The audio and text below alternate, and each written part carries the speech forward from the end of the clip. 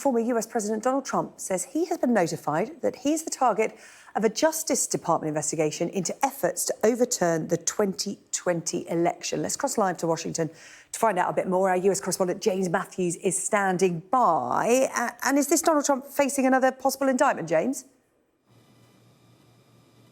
Yeah, he's calling it effectively a third indictment, Sarah Jane. This news was broken by Donald Trump himself on his Truth social media platform. He said that deranged Jack Smith, that's how he described him, the special counsel looking into a whole range of potential crimes by the former president, has issued him with a so-called target letter.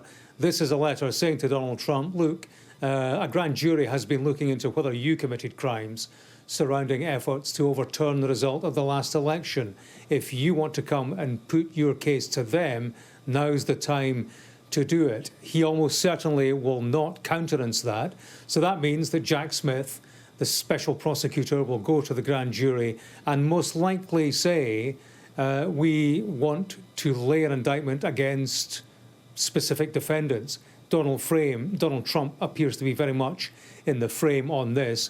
And according to Donald Trump, this is what amounts to a third indictment. The expectation of him, and I have to say many others, is that within weeks, if not days, Donald Trump will be served with a third indictment. Remember, he already faces charges surrounding the mishandling of classified documents, false accounting in relation to payments to a former porn star. This all relates to efforts to overturn the result of the last election. Remember, the January the 6th insurrection and so on. The charges could relate to a number of things, possibly the insurrection itself, efforts to incite that riot, possibly not. That might be difficult to prove, but prosecutors could very much be looking at the issuing of false statements, obstruction of official proceedings, conspiracy potentially to defraud the US population of a free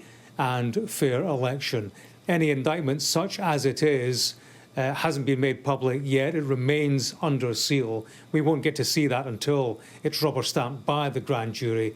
But a very serious development here in terms of the legal picture surrounding the former president, potentially 3 indictments facing him going into, of course, a campaign to be the president. He has announced he will stand to return to the White House in the next election in November. Potentially, he faces 3 criminal trials, possibly crammed into the space of a presidential campaign.